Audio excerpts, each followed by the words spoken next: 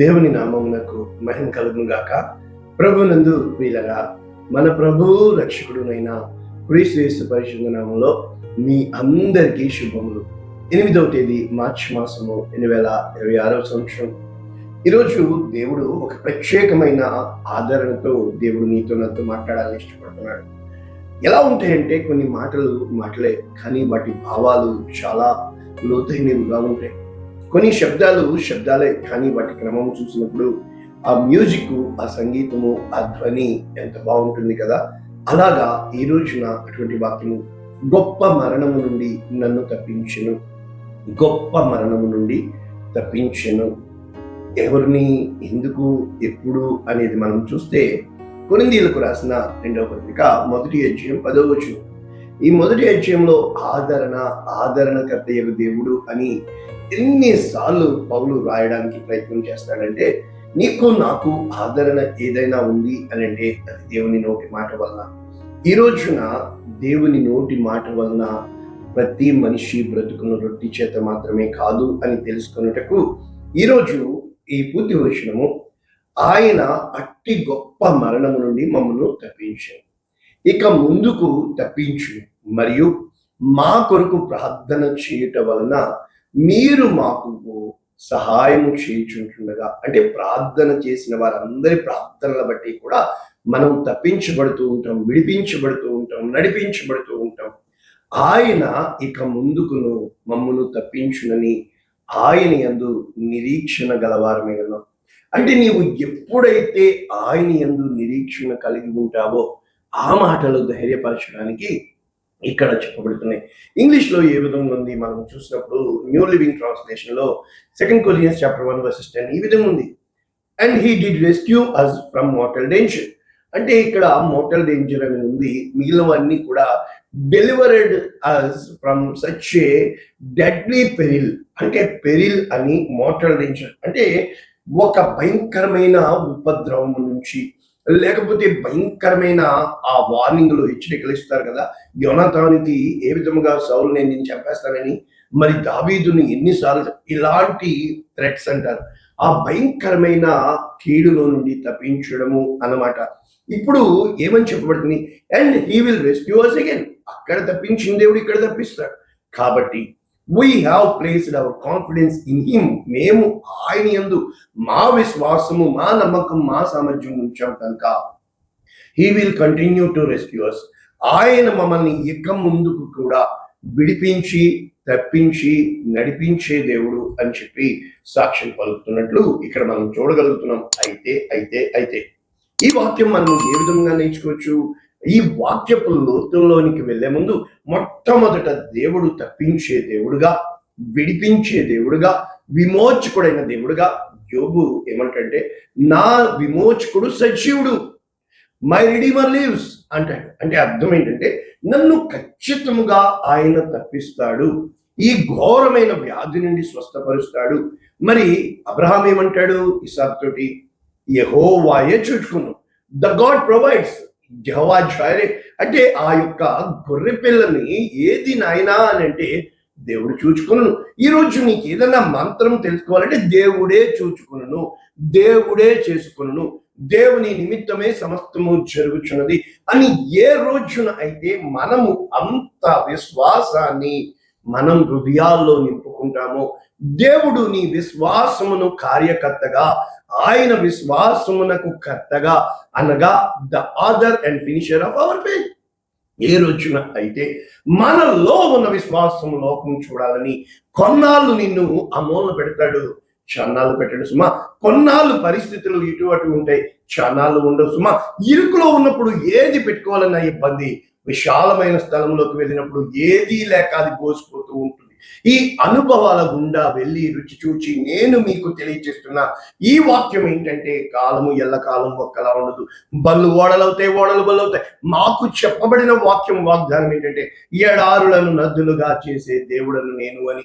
కనుక ఇదే వాక్యాలు కీర్తనకారుడు 34 ఇటువంటి సందర్భంలో ఆ యొక్క గాతువాడిన ఆకీషు ముందు తను ఒక పిచ్చివాడిగా నటిస్తూ ఈ దావీదు రాస్తున్న ఈ కీర్తనలు అంటాడు, నీతి మంతునికి కలుగు ఆపదలు అనేకములు, వాటి అన్నింటిలో నుండి యెహోవా వారిని విడిపించు. అంటే ఖచ్చితముగా దేవుడు నిన్ను పరీక్ష పెడుతూ, అంటే ఆ దాహానికి నీళ్ళు లేవా, బండలో దాచిపెట్టాడు. ఆకలి వేస్తుందా, ఆహారం ఆకాశముని. నీకు మాంసం కావాలా, గాలిని పిలుస్తాడు పూరీళ్ళు వస్తే. దేవుడు సామర్థ్యం కలిగిన దేవుడు. 3 రోజులు యోనాను బంధించి చేపగర్భంలో పెట్టిన దేవుడు ఆ యొక్క మండుచున్న అగ్ని గుండములోంచి, రాజా మేము సేవించుచున్న దేవుడు ఈ మండుచున్న అగ్ని గుండము నుండి సామర్థ్యము కలిగిన దేవుడు తప్పించి విడిపించుటకు.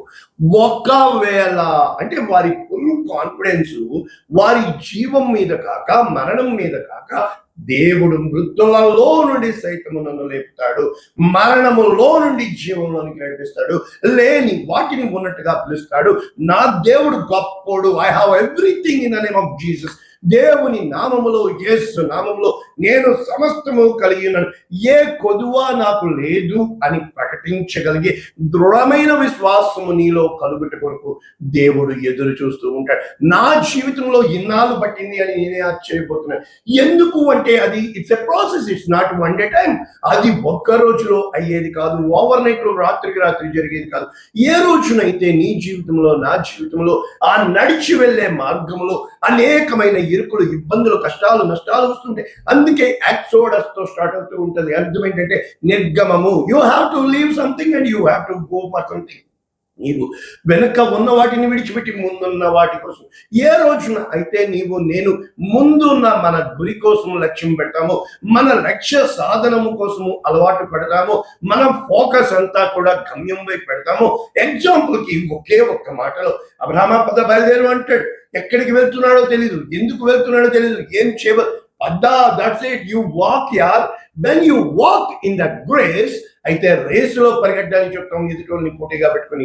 ఎప్పుడైతే కృపలో నీవు వెళ్ళడానికి చూస్తావో, కృప వలన సమస్తము సాధ్యము, నా కృప నీకు చాలును అన్న పౌలు గారు ఇక్కడ తిమోతికి రాసిన 2వ పత్రిక 4వ అధ్యాయం 10వ వచనం తెలుగులో ఇలా ఉంది: ప్రభువు ప్రతి దుష్కార్యము నుండి నన్ను తప్పించి.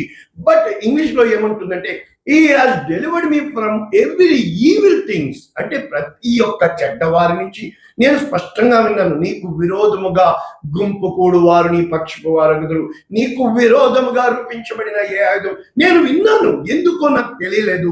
అప్పుడు నాకు తెలియపరుస్తూ కొన్ని సీక్రెట్లు దేవుడు చెప్పినాడు. నీకు విరోధముగా నీ పక్కన గుంపు కట్టి మేము ఎలా చేద్దామని ప్లాన్ చేస్తున్నారే, వారి ప్రతి తంత్రము, వారి ప్రతి ఒక్క మాట నేను ఆలకించాను, చెదరగొట్టు వాడని నేను. ఏ రోజున అయితే దేవుడు నీ పక్షమున ఉండగా నీకు విరోధి ఎవడు అని నువ్వు కాన్ఫిడెన్స్ తో చెప్పాలంటే, అది చెప్పడం కాదు, దేవుడు నీ పక్షమున ఉన్నాడా లేదా అని నీవు ఎలా గుర్తించగలగాలి, ఎలా అవగాహన చేయాలి.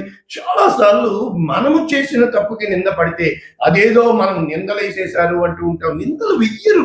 నింద అనేది నిన్ను 2 విధాలుగా పరీక్షించడానికి దేవుడు ఇష్టపడుతూ ఉంటాడు. మొట్టమొదటిది నువ్వు సరిదిద్దుకోవడానికి, రెండవది దేవునితో సరి సమానంగా ముందుకు దూసుకుపోవడానికి. ఏ నిందలైనా, ఏ అవమానాలైనా, come on yeah let it go అని చెప్పి ముందుకు వెళ్తావా, లేకపోతే నిందలు నిజంగా పడితే నిన్ను నీవు సరి చూసుకుని దేవుని వైపు సరి అయిన మార్గంలో వెళ్తావా లేదా? కనుక ఇక్కడ ఏమన్నాడు, తన పరలోక రాజ్యము చేరినట్లు నన్ను రక్షించును కనుక ఎవరికి నేను లెక్క అప్పచెప్పవలసి ఉన్నదో బ్రతుకుట క్రీస్తే. అంటే హీస్ ఫుల్ కాన్ఫిడెన్స్. ఇక్కడ జీవించువాడు అంటే పౌలు ఇంత ధైర్యంగా చెప్పడానికి గల కారణం ఏంటంటే, మనందరికీ లేఖనాలు తెలుసు. కీర్తన 91, మహోన్నతిని చోటను నివసించేవాడు. అక్కడ ఎన్ని వాగ్దానాలు.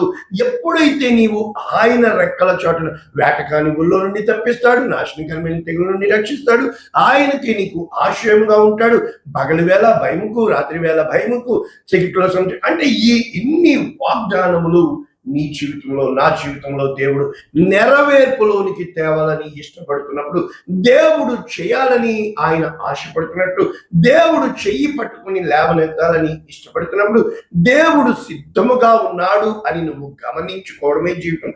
ఏ రోజున అయితే నువ్వు గమనించుకుంటావో, ఇక్కడ మనం చూసినప్పుడు కొరింథీయులకు రాసిన 2వ పత్రిక 1వ అధ్యాయం ఎంత మంచి మాటలు ఈ పౌలు గారు రాస్తూ, దేవుని చిత్తము వలన క్రీస్తు యేసు అపోస్తలుడైన పౌలు అని చెబుతూ ఏమని చెప్పడానికి ప్రయత్నం చేస్తున్నాడు అంటే, మన ప్రభువైన యేసు క్రీస్తు తండ్రి అయిన దేవుడు స్తుతింపబడునుగా అంటూ ఇక్కడి నుంచి మొదలు పెడతాడని. ఎంత మంచి మాటలు అంటే, కనికరము చూపు తండ్రి, సమస్తమైన ఆదరణ అనుగ్రహించు దేవుడు. అంటే ఆయన కనికరము చూపుట యందు సంతోషిస్తున్న దేవుడు, తీర్పు తీర్చుటకు ఆలస్యం చేస్తున్న దేవుడు. ఇంకా తెలుసుకుంటారు, ఇంకా తెలుసుకుంటారు, ఇంకా తెలుసుకుంటారు అని చెప్పి కనుక ఎట్టి ఆదరణతో మమ్మను ఆదరించాడో, అనేకమైన శ్రమల్లో ఉన్న వారికి. అంటే నేను ఆ మార్గము గుండా నడిచి వచ్చాను కనుక నేను ప్రార్థించినప్పుడు అద్భుతం జరుగుతుంది. ఏమని చెప్తున్నాను? వాక్యం ప్రకటించినంత మాత్రాన్ని నమ్మకండి, అద్భుతం చేసినంత మాత్రాన్ని నమ్మకండి.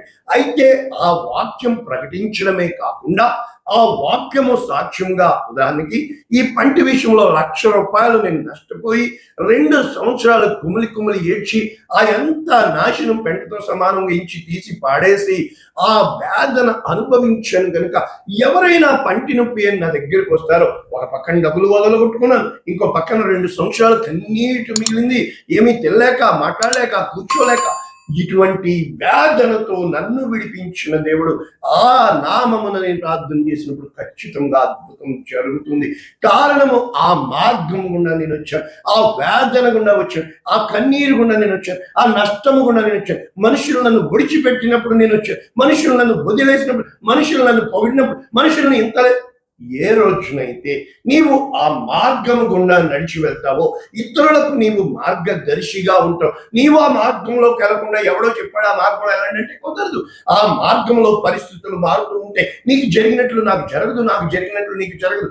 అయినను అన్నింటిలోంచి తప్పించే దేవుడు ఉన్నాడో, మీరు ఈ విధమైన హృదయం కలిగి వెళ్ళండి అని చెప్పగలిగే సామర్థ్యం ఈరోజు నేను సంపాదించి నా జీవితంలో రుచి చూచి ఈ కువాడి దేశంలో దేవుడు పేరు పెట్టి పిలిచి, నేను ఉన్నాను నీకు అని పేరు పెట్టి పిలిచి, నెయ్యి పెట్టి నడిపించి పోషిస్తున్న దేవుడి యొక్క వాగ్దానములు పట్టుకుని మీకు వివరిస్తున్న ఈ వాక్యం సజీవమైనది. The living word. Because I'm living. దేవుడు నన్ను తప్పించాడని గొప్ప ఉపద్రవంలోంచి, మనుష్యుల నోటి నుంచి, మనుష్యుల కపట ఆలోచన నుంచి, ఎక్కలేని కొండలను ఎక్కించాడని వట్టి చేతులతో ఆయన వైపు చూసినప్పుడు 300 దినారాల అద్దె కట్టాలంటే పైసాకి మారని నేను కూర్చోబెట్టి 9 నెలలు నన్ను పోషించాడని ఎన్ని రోజులు నా సాక్ష్యాలు చెప్పినా, మొన్నటికి మొన్న బ్యాంక్ కార్డు వెళ్ళి కొత్త కార్డు తెమ్మన్నప్పుడు, ప్రభువా అంటే ఎవరో ముందే 5 దినాలు నా చేతిలో పెడితే అది కట్టి బ్యాంక్ అను దినము ఆయన నీకు పోషించే దేవుడుగా, నీ అవసరము రాకముందే ఆయన నీ దగ్గర పెట్టే దేవుడుగా, ఆయన ఆ సమయానికి ఎన్ని చెప్పమంటారండి నా జీవితంలో.